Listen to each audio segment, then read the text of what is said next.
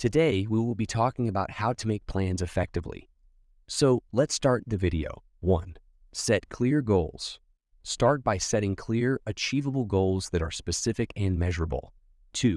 Break down goals into smaller tasks. Break down your goals into smaller, more manageable tasks. This will help you stay focused and motivated. 3. Prioritize tasks. Prioritize tasks based on importance and urgency. This will help you stay organized and focused on the most important tasks. 4. Set deadlines. Set realistic deadlines for each task. This will help you stay on track and motivated.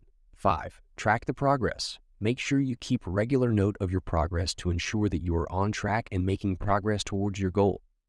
6. Adjust plans as needed. Be flexible and adjust your plans as needed. This will help you stay on track and make sure that you are meeting your goals.